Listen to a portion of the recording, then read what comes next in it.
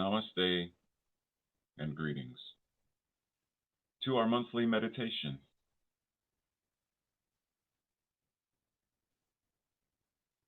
Today's focus is on the concept of boldness.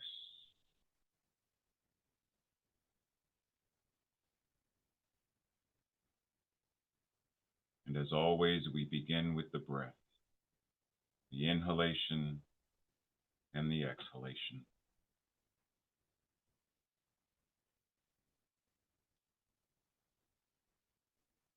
While we are breathing, we bring to our understanding the concept of the rainbow, which is made up of various colors: red, orange, yellow, green, blue, purple. And suppose for a moment that the color red decided that it didn't want to express its redness, and so it dulled itself. Now the color is murky and no longer quite red. And suppose that red was doing this because it didn't want the other colors to feel a certain kind of way. So red lessened itself, turned itself down.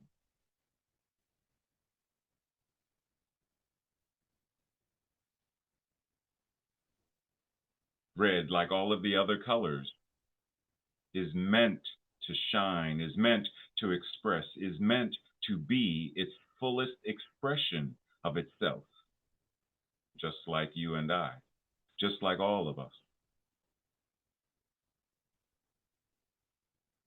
So while we breathe, let our thoughts be anchored, let our awareness be anchored to the truth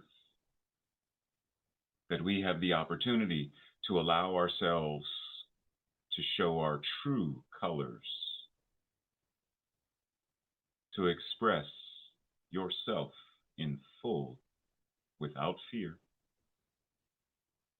without the need to hide, to lessen yourself.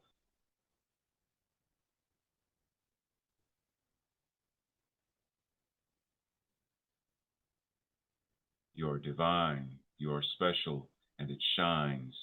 Allow that shine to be the full expression of yourself. Live in full, to overflow. Let that divine nature,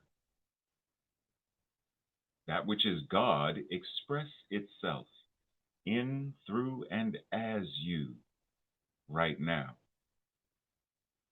That is holy boldness, expressing that in full.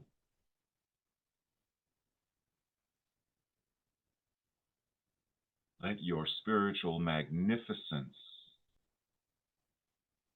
shine and express, to be awesome just as you are.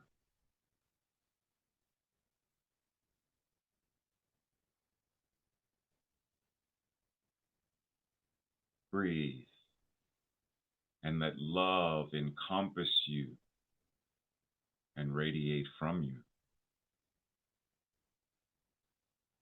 Breathe and let hope fully encompass you and radiate from you.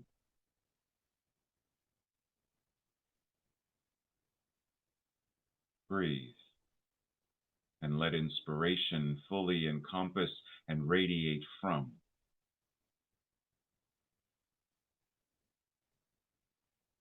Breathe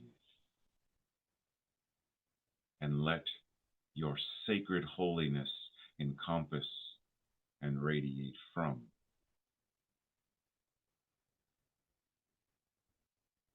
Breathe and let your true nature, that which is God, let it encompass you and radiate from you.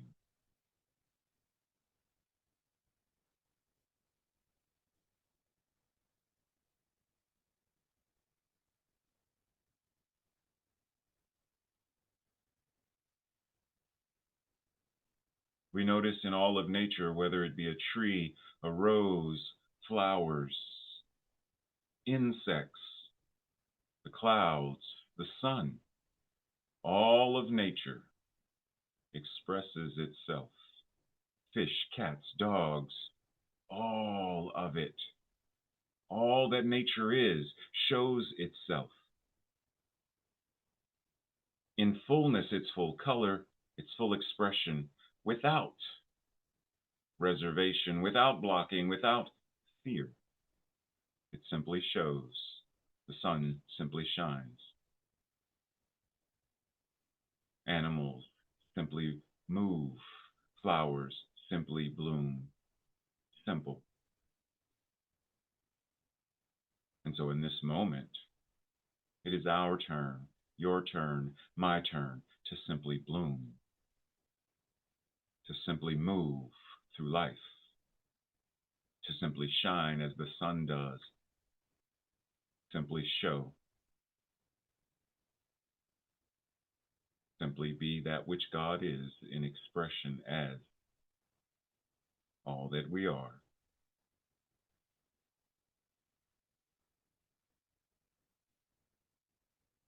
And when life happens, we come back and remember that the sun can be obscured by clouds, and there is darkness, and there is rain, and there are storms, and yet still the sun is there shining, even though obscured. And over time, that which blocks the sunlight moves. The sun shines. It is bright once again. The rain has stopped. The rainbow appears. That which is beautiful, just like our lives, we remember, we are reminded. Our true self, that which is God, never fades, never runs out, never. So when life happens and we feel the frustrations, still, back of all, there is God. Hope, love, joy. It is still present back of all. Maybe we do not notice it in the moment because of the frustrations and the chaos of life, and yet still, that which is the presence in, through, and as us, no matter what, is still there. Breathing, remember. Breathing, connected to that which is true, that which is principle, that which is all there is.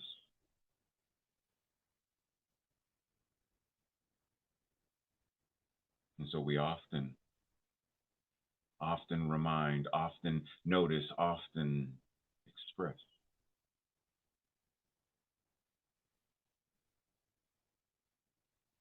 The situations of life will happen, but still, the frustrations will still, the chaos will still, and yet, it doesn't go for as long as it once did. The frustration becomes shorter in time and experience. The arguments become shorter in time and experience. The chaos, the heartbreak, the trauma becomes shorter. The healing comes faster, deeper, more profound, more impactful.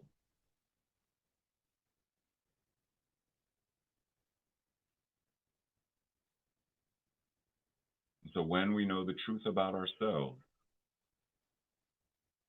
when we are allowing that truth to be deeply ingrained within us with conviction and trust,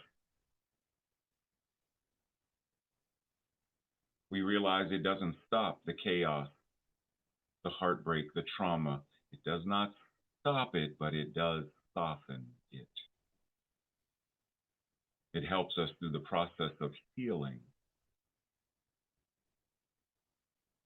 It helps us through the process of being connected and being aware.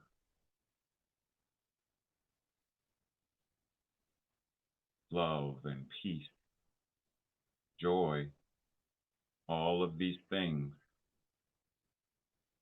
become more present, more impactful, more influential in our lives and as the expression of our lives. So while we breathe, we anchor to that which is true. We anchor to that awareness. We anchor and we remember right here and right now. Breathe.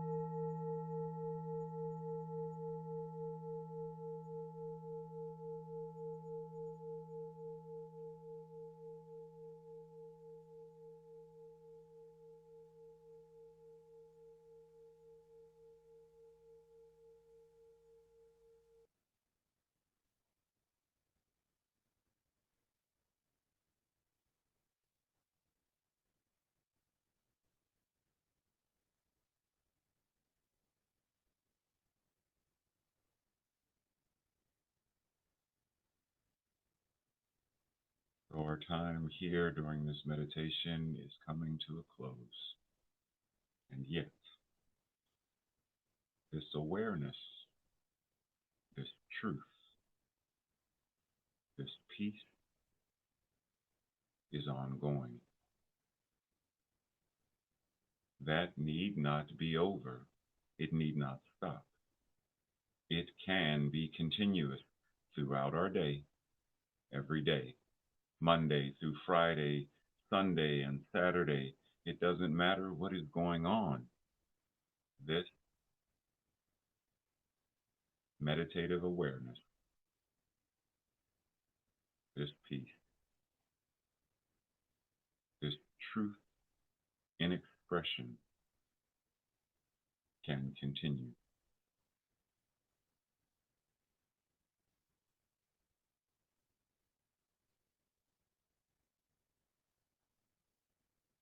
Whenever the feeling of stress and frustration arises, remember who you are and remember what you are. You are that which God is expressing itself. You are the universe breathing itself. You are love living itself. You are the sun and the moon, the colors and the wind, the waters. You are all of creation. Right here and right now. Remember.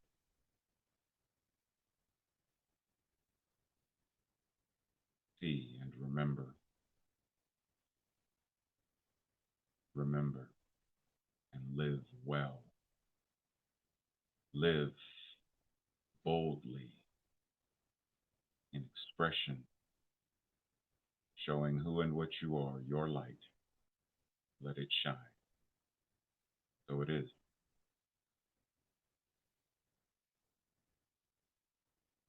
Namaste. Love you.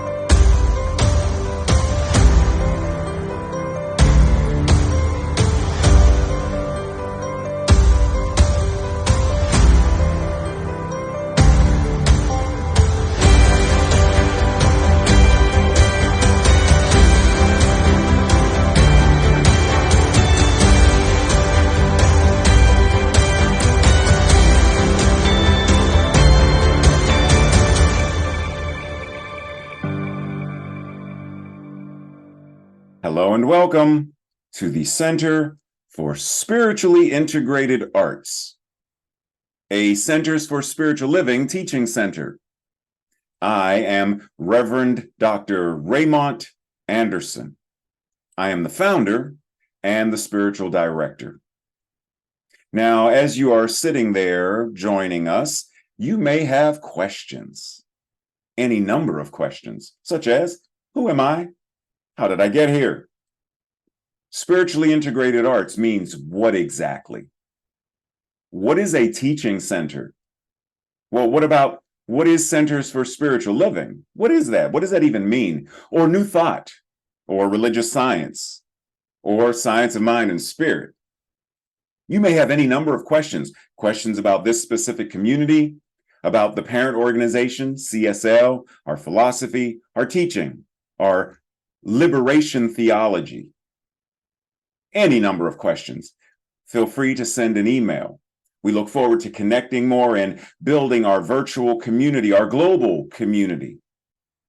And if you haven't connected yet on social media, feel free to do so. This is your invitation now. Also, did you know that all of our Sunday messages are archived on our YouTube channel? You can watch it anytime.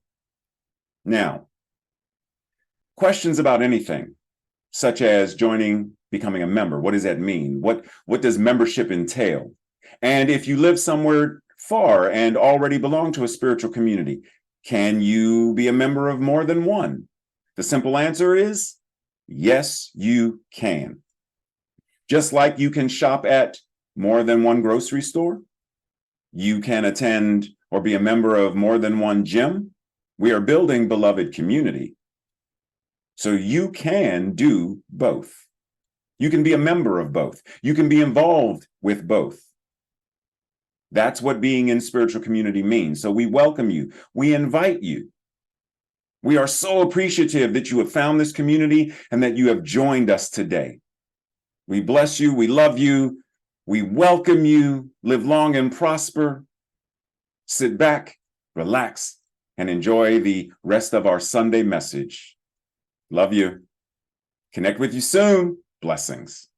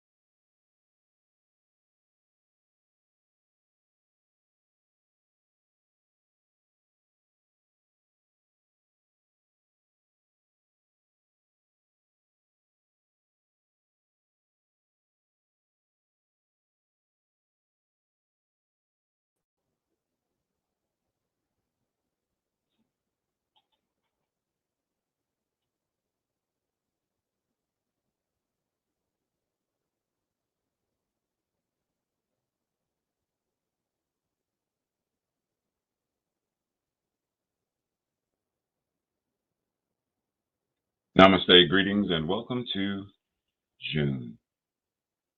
Happy Pride Month.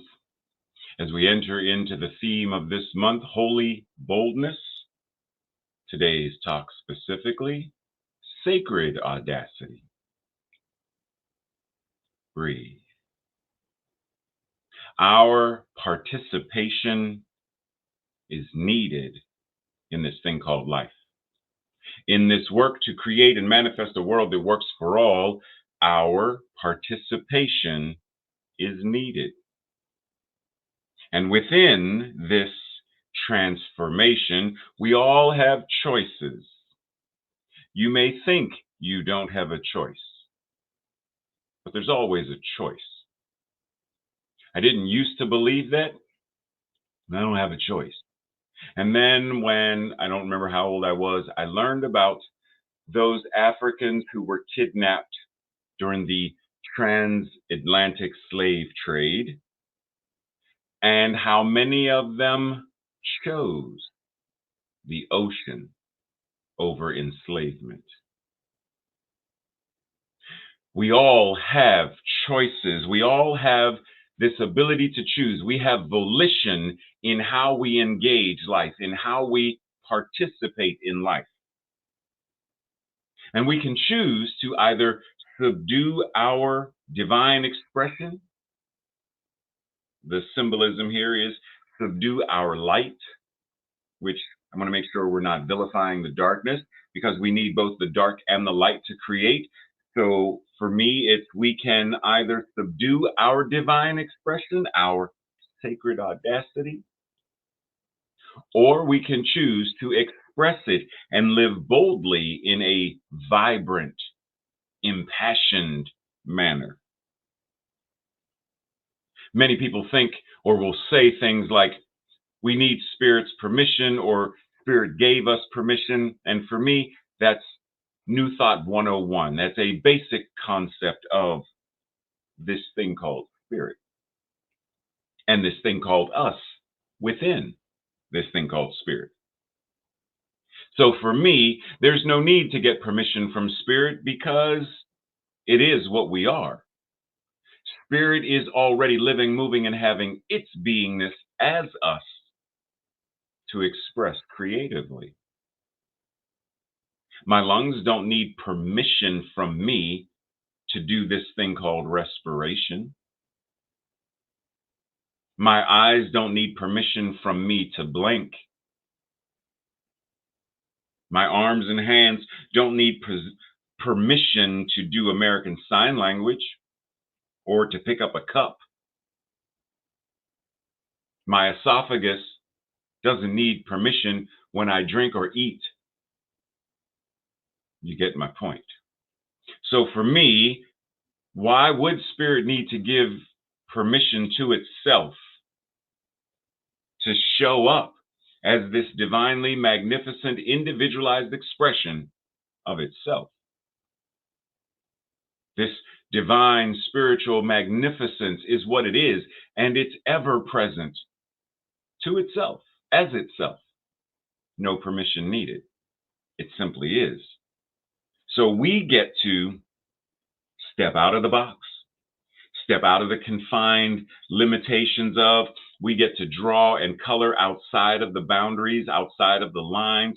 We get to do what we choose to do, to live and think beyond the fears that hold us captive, the fears that will not give us access to our imagination and our creativity. We get to live beyond that with courage and boldness and sacred audacity. And so when we act intentionally, when we act humbly, when we act from the infinite wellspring of life itself, then we can boldly rise in a grand, extravagant, audacious manner. We get to transform our lives. We get to transform the world.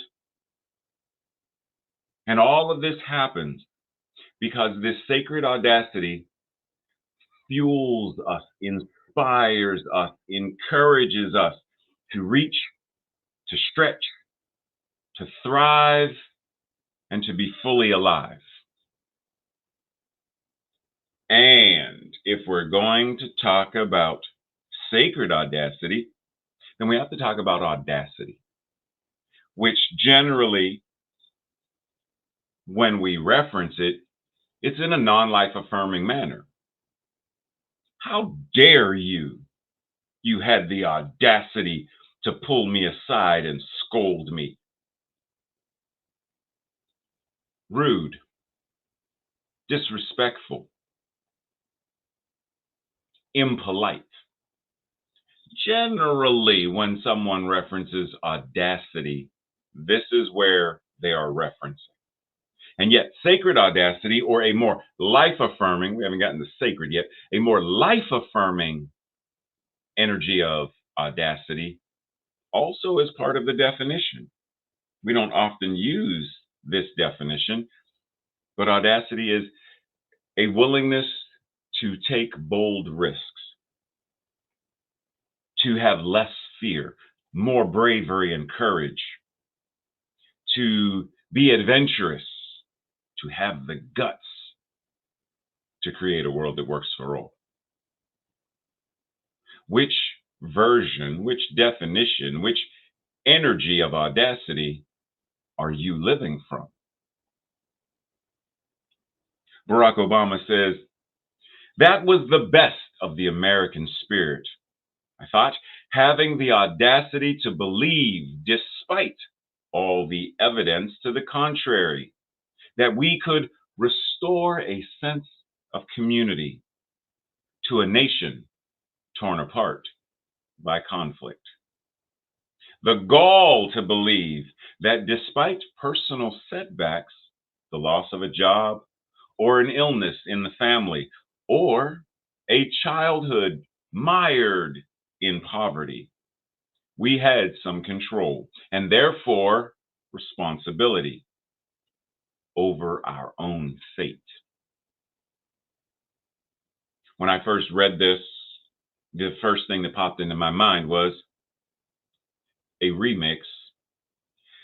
That was the best of the, not just the American spirit, that was the best of the human spirit. To have the audacity to not be bound by precedent, to not allow hindsight to restrict our insight, our foresight, our God sight. That no matter the evidence, to have this divine spirit as a human, as the universe itself, living, moving, and being me, that no matter the evidence, this can be changed. And to assume the responsibility to change it individually and collectively.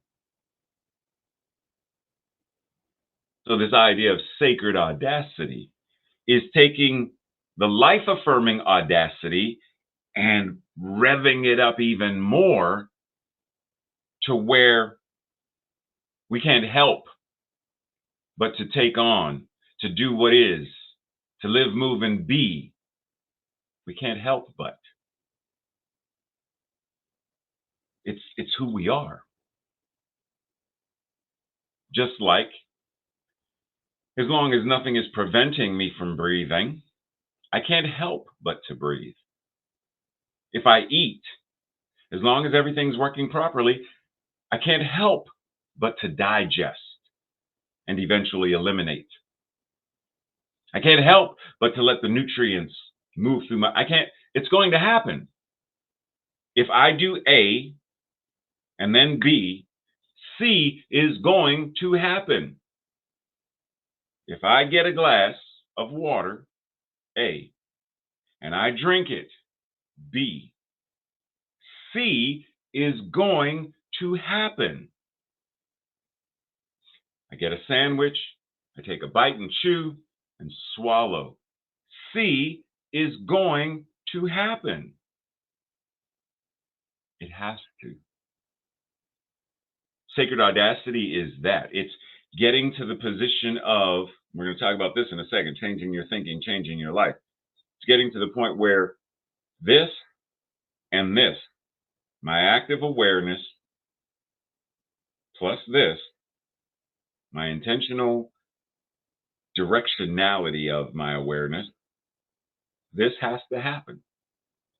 Now, many of you are familiar with this quote, and you probably attribute it to Louise Hay. Keep in mind, she was a practitioner of religious science.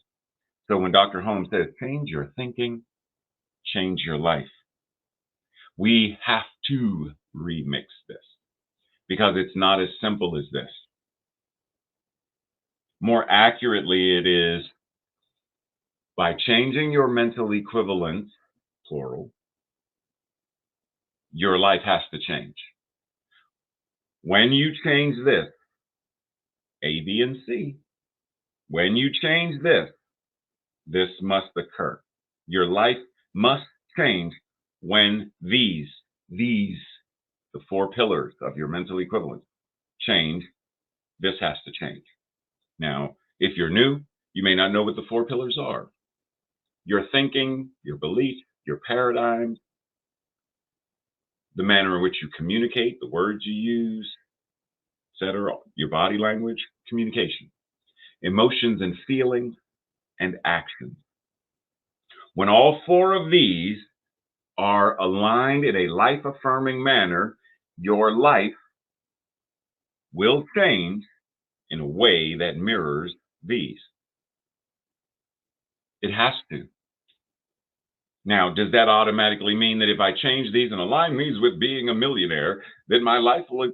No, it doesn't necessarily mean that. But your life will change. It has to.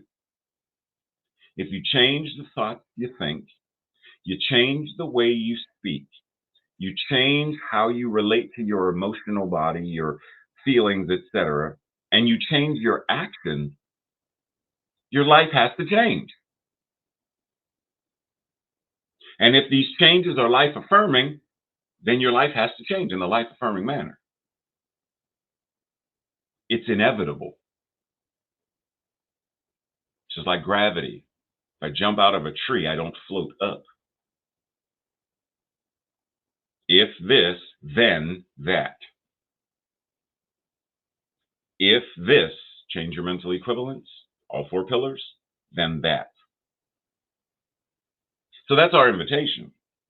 But see, the thing is, most of us aren't aware of what our mental equivalents even are. We're not attuned to our thoughts. We tend to suppress or ignore our emotions. We're not mindful stewards of our communication. And most of our actions are simply rote habits that we, every day, every day, every day, every day, on repeat. If you don't change what you're doing, then what you want won't change. What you get won't change. Not in the way that you say you desire it. So therein lies our sacred, audacious invitation to align all four pillars in a way that aligns with being bold in a holy manner, audacious in a sacred way, and realizing that you can change your mind. Even when things are going on around you, you can change your mind. Harriet Tubman, at one point, was what we refer to as a slave. She changed her mind and acted accordingly. Frederick Douglass changed his mind and acted accordingly. Both of these individuals then proceeded to do the work of emancipation, the abolition of slavery. Each and every one of us has a mind. There is only one mind, and that mind is God, and that mind is infinitely creative, infinitely powerful, infinitely wise, and so much more. And that mind is your mind right now. And you can make use of it. Whatever the mind can conceive and believe, the mind can achieve. Napoleon Hill. Now, when he says whatever, we could go down the rabbit hole of that whatever in so many different ways. But for the time being, let's just do a general remix. Whatever the mind can conceive and believe with conviction, the mind, your mental equivalence, can create the conditions to evolve, to shift, to grow, and transform in order to achieve the whatever. Now, the whatever is in italics because there's a fine line between whatever. If my mind can conceive and believe with conviction that war will be eradicated and ended,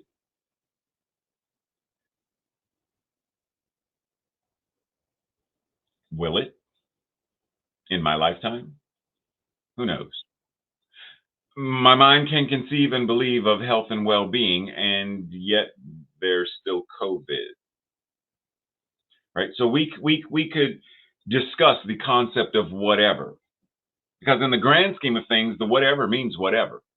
If you can conceive and believe with absolute conviction, the way we are told that Jesus, Yeshua, believed and conceived with conviction, then all forms of healing are possible.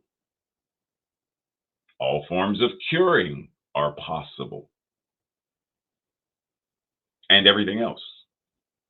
In the grand scheme of things, yeah, we could have that discussion. But for right now, that doesn't matter. It doesn't matter if you can conceive and believe with conviction that you can walk on water. Can you conceive and believe with conviction that you are living your best life?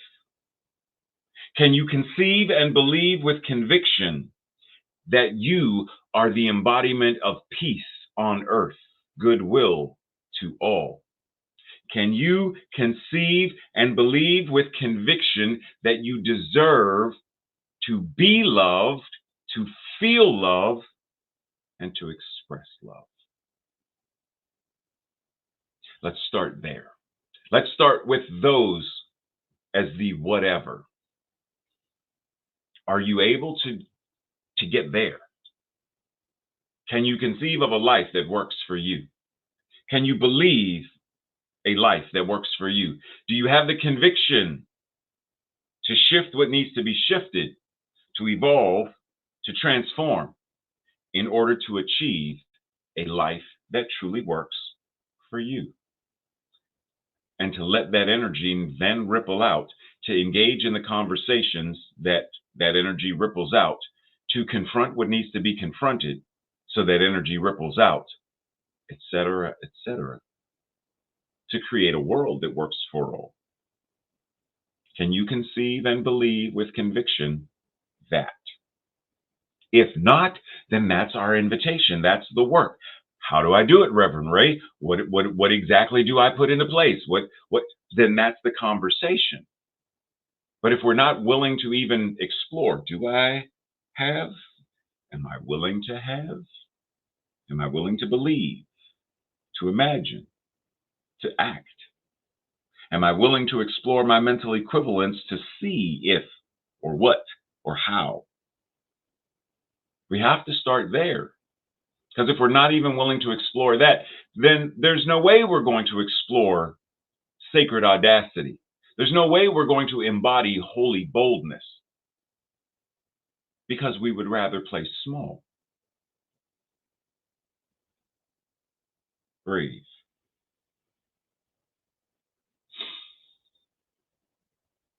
Can you conceive of any of these things? Can you conceive of housing for all? Can you believe and act with conviction? Can you conceive, believe, and act with the conviction that creates equity for all? Cooperative economics, nutritious, life-sustaining food for all. Because if we cannot conceive, believe with conviction these things, then we're simply giving lip service. We are simply talking the talk, but we're not walking it. It's going to forever be a vision that we hold rather than a vision that we manifest. So what's it going to be is the question. What are we choosing to be is the question. Tony Robbins says, if you are not living up to your greatest potential in any area of your life, then you are settling. It can be hard to admit, but when you do, then you will finally discover how to never settle for less ever again. Where in our lives are we settling? Do we settle for the mediocrity of the vision, a world that works for all? Do we settle for mediocre levels of love, mediocre levels of joy and peace, happiness? Do we settle for the mediocrity of a political system that works for a few? Do I settle for being mediocre, not living up to my best? Now, my best art and Michelangelo's best art, his art is his art. My art is my art. Can my business be my business? Can my art be my art without needing to compare? Can it? I have to explore. Where am I settling for less than? And once I identify it, then it's possible to move beyond it. You say, what now? But what if you're not living up to, because of the societal limitations? Yes. Now, that's a different thing, though. How society may limit your potential and how you may limit your potential, yeah. Within the confines of society, there are going to be, for example, the pay gap between the genders of men and women. Women do not get to live up to their full potential financially in a toxic patriarchal society that uses toxic capitalism and gender bias. Right. So the practice is for the women to realize their divine worth and then to do the work to change the system, to eradicate the toxic patriarchy by healing, to eradicate the toxic capitalism by transforming, and then stepping into an entirely new era of.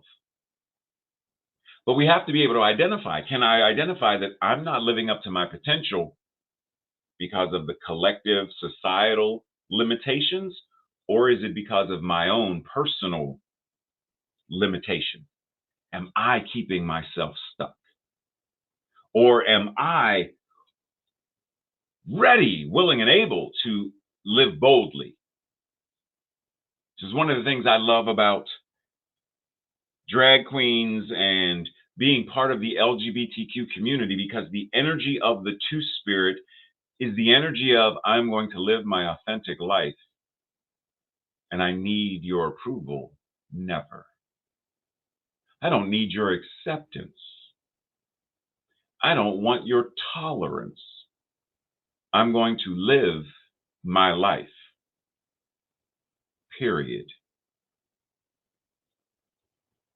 Now, By doing that, the energy of culture and society begins to break down and change and shift, and then acceptance and then legislation shifts and moves to support, to nurture. But it still requires the work. It's not an overnight thing. Changing hearts is not an overnight thing many times when it comes to these societal, collective consciousness related limitations. What? Okay, you're requesting a remix. Okay, that's fine. Not a problem.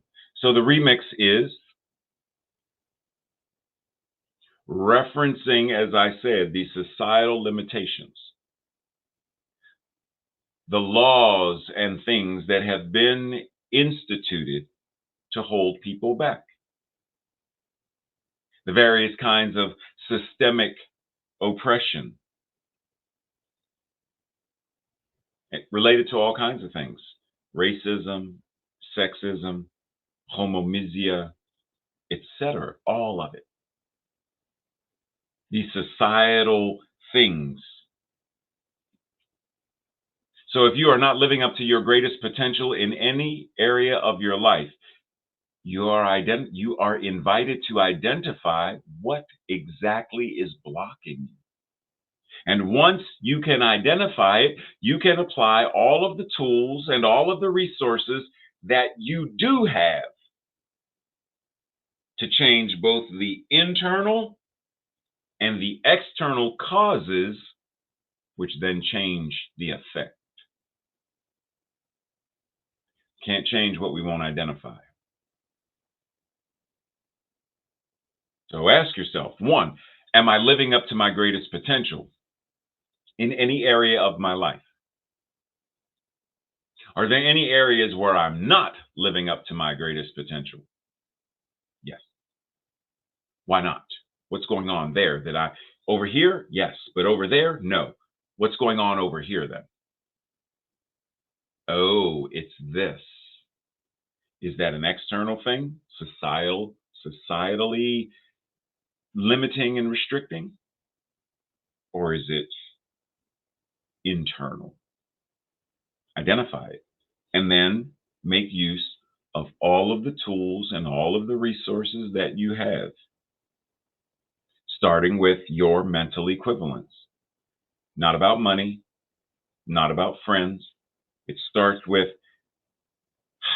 do I recognize and realize who and what I truly am? As my first tool and first resource, do I recognize who and what I truly am as the divine expression of life itself, God incarnating itself in, through, and as me? Do I recognize that? Do I realize that? Am I living from that as my first tool and resource? If not, there's the invitation. If so, then step into, now what are the other tools and resources that I have access to shift and change in order to live my greatest potential in every area of my life? That's our invitation. Choose to live your life to its full potential and take any and all necessary actions to do so. Choose. It's not about some divine destiny that God preordained. It's about our choosing. I choose to live my full potential as a father and grandfather, artist, minister, practitioner, speaker, author, whatever it is. And once I have chosen it, take whatever necessary actions I need to take in order to manifest it. What, you again? Okay, so you're not sure what the necessary actions are. Okay. It depends on what the choosing is. If I am choosing to live my full life, my full potential as an author, then one necessary action is I have to write.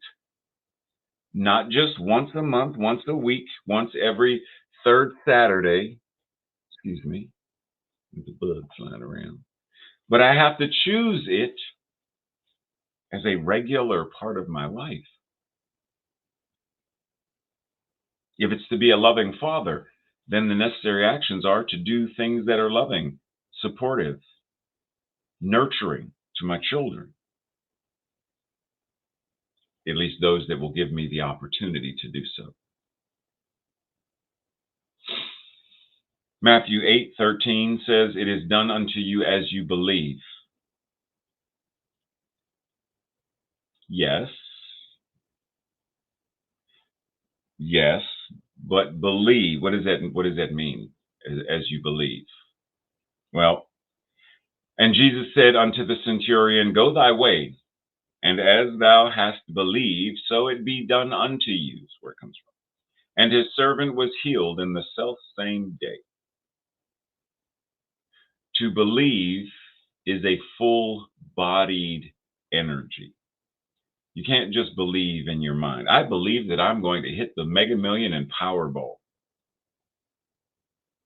Okay. I believe that I'm going to get in shape.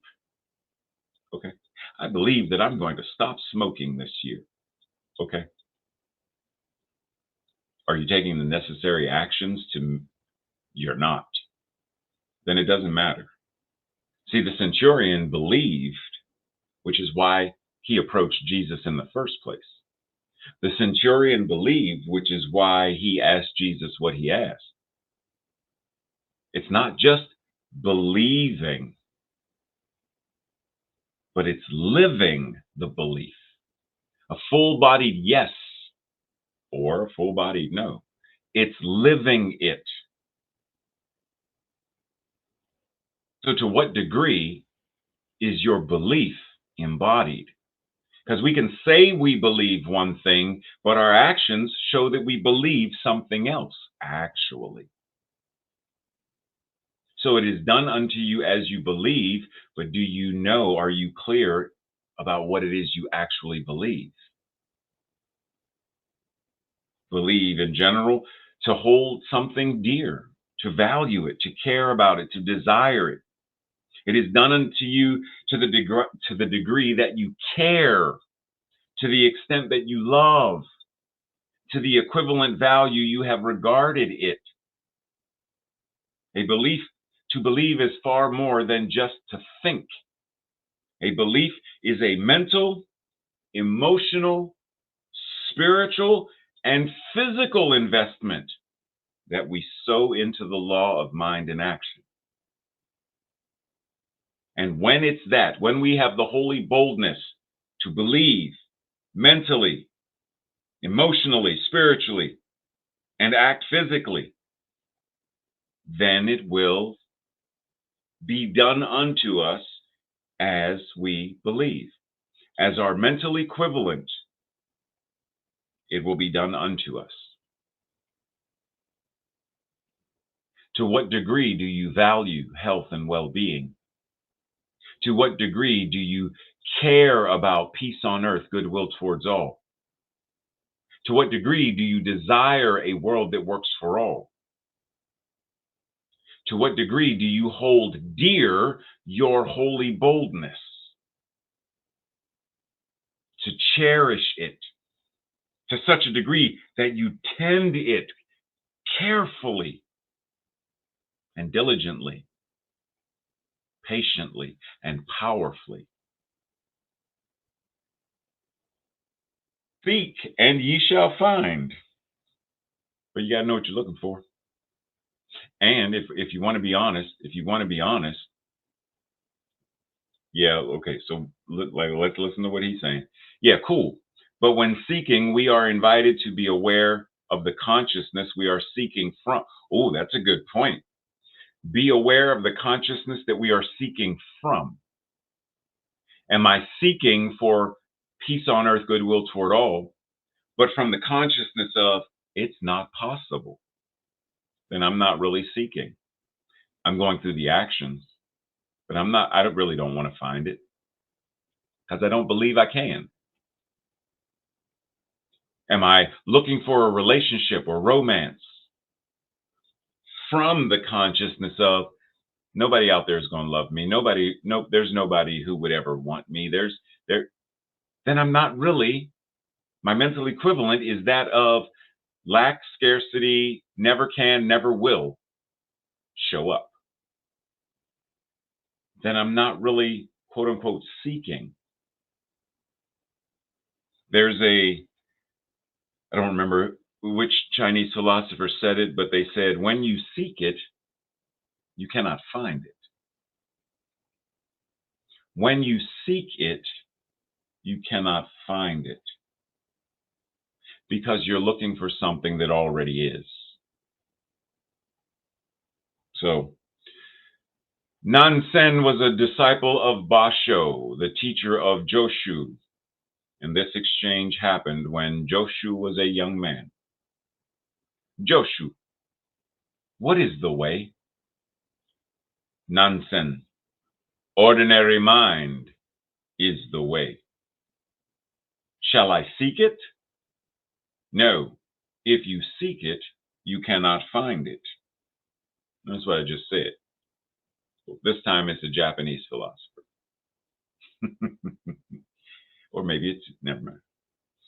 If you seek it, you cannot find it. Then how shall I know the way? The way is not a matter of knowing or not knowing. Knowing is delusion. Now, knowing is confusion. Breathe. The true way is as vast and as boundless as outer space. How can you talk about it in terms of right or wrong, this or that? And at that moment, Joshu became enlightened. Now, the point of this is, especially the idea of knowing. Am I knowing from the consciousness of the collective? Then it is going to be a delusion. It is going to be confusion. This is why there's that famous saying, if you meet the Buddha on the road, kill him. Because he's proclaiming to know, quote unquote, versus to know from the consciousness of the divine. When Dr. Holmes says, don't have faith in God, have the faith of God.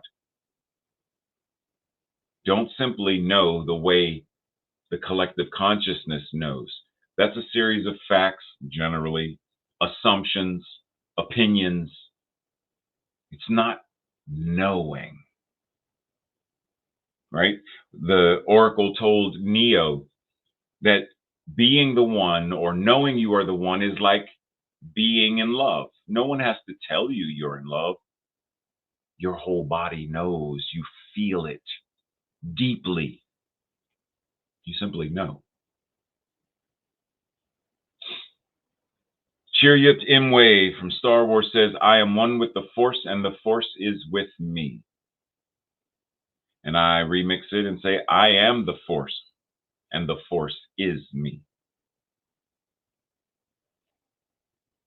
How do we get to that space of knowing this infinite awareness? That which it is, I am. Alan Watts, I love when I first was told this story, but Alan Watts says that he had a discussion, with a great master in Japan, and that they were talking about, various people who are working to translate Zen books, Zen manuscripts into English. And he said, that's a waste of time. Because if you really understand Zen, you can use any book. You can use the Bible. You could use Alice in Wonderland. You could use the dictionary. Because the sound of rain needs no translation.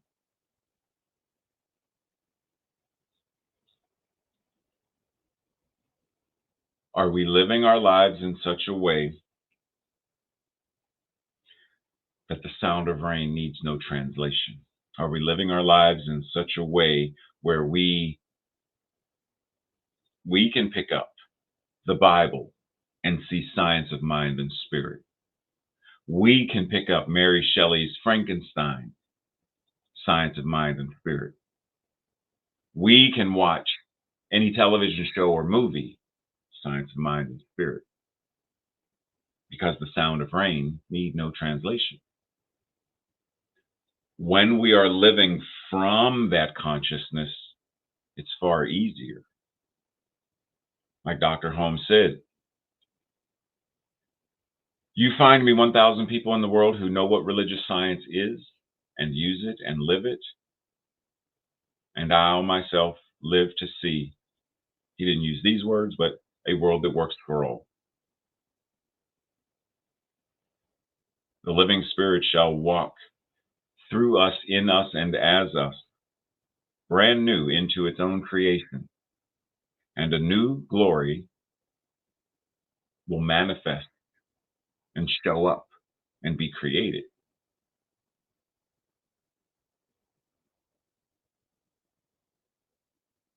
Are we using this power to that degree? You know, he even says, there is a power transcendent beyond our needs, our little wants. But demonstrating a dime is good if you need it.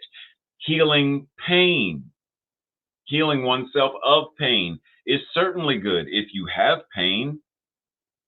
But understand that there is far more than just a dime. There is far more than just being healed of the pain. There's more than just that. So don't focus solely on, I want a dime. I want to be free from pain. What about, I want to live in a holy and bold, audacious way? Are we willing to stretch into that? The audacity to proclaim freedom via rest in the now.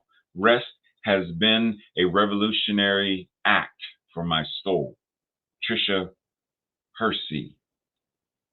Rest has been revolutionary for my soul. In other words, taking care of myself is a revolutionary act. Are you acting in those kinds of revolutionary ways? Are you believing in such a way that it is holy, bold, and revolutionary? Are you declaring it and proclaiming it through your every action? Is your life a drop the mic moment? Because you are living to your fullest potential, moment by moment, breath by breath.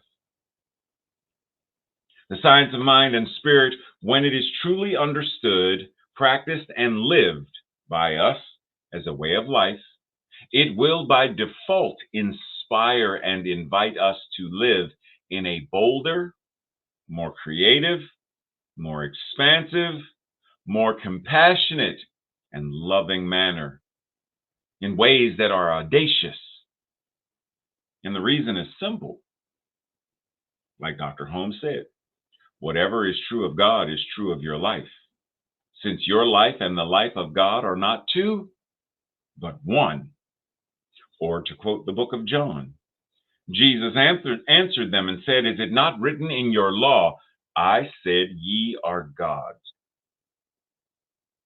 When we understand who and what we truly are, how could we not aspire, be inspired, and have the desire to live that truth? This week's affirmation, declaration, I will say it first, and if it resonates with you, say it with me on the second go round. I am bold, courageous, and brave. Together. I am bold, courageous, and brave. Why did I just hear Viola Davis in my head talking about you are smart, you are bold, you are courageous, and you are brave. And so it is. All right, come on, Ray. Barrymore, shut your face. Yeah, I know. Hush up now. Sophia home. Okay. This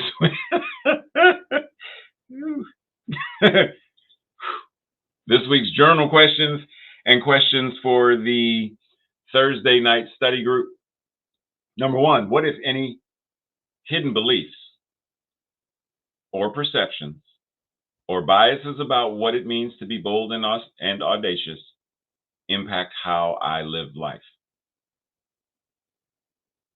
What, if any, keep it commenting, what, if any, hidden beliefs or perceptions or biases about what it means to be bold and audacious impact how I live my life? Do we have biases, perceptions, and hidden beliefs that are impacting our lives? If so, what are they? Does the idea of being bold or audacious intimidate me in any way? To whom much is given, much is required. If so, in what way does that imitation, in what way does that intimidation show up in my life? What do I need to release in order to take bold action with sacred audacity?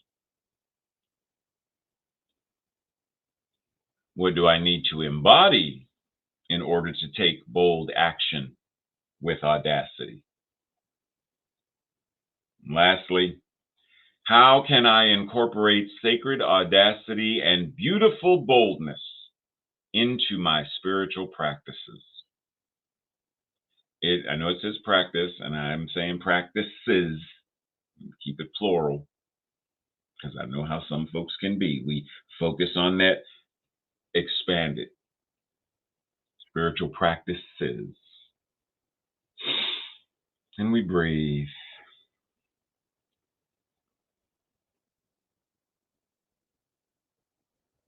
Breathe with the awareness that that which is sacred is incarnating itself as us. That which is divine and bold is individualizing itself in, through, and as us. That which is the very beauty of sacred audacity is living, moving, and having its beingness right here, right now, as this thing called my life.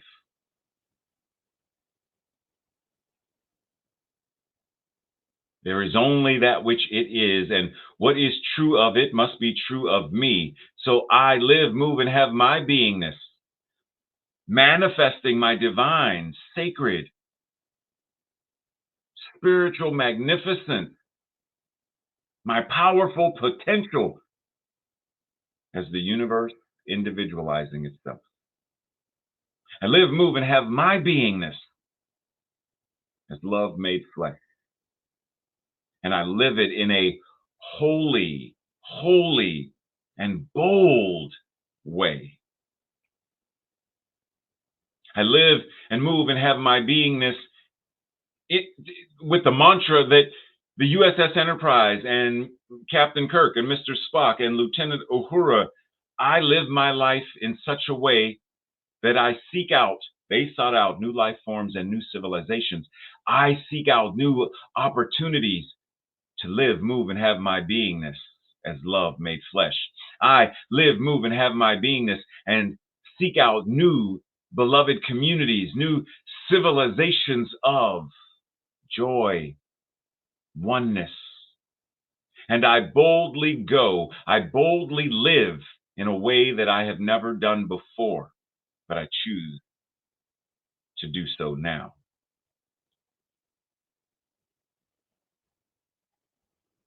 I choose to do so now. I choose to live that way now. The law says yes. So it is with joy and gratitude that I simply stand back and marvel at the way that yes is manifested. The way that it shows up in me, through me, with me, around me, as me, and all of creation. because this is already done. It is already manifested. It is already made flesh, made form. The absolute completeness and wholeness and perfection of a life well lived is being lived right now. That is living my amen. That is living answered prayer. Not just myself, but this truth applies to all. And it is done. And so it is.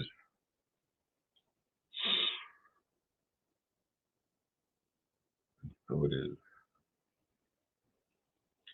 Much love and blessings.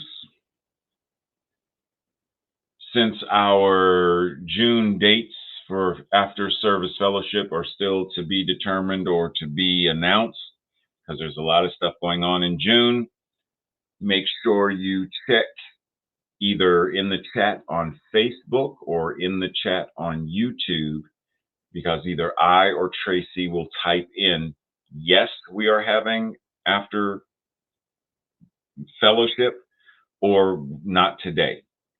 And I'm trying to remember dates. Anyhow, check the chat and you will be able to identify if we are or if we are not. If you don't see anything in the chat, then it means we are already taking it to the streets and we will not have an after message fellowship. But we will see you soon. We love you and we appreciate you.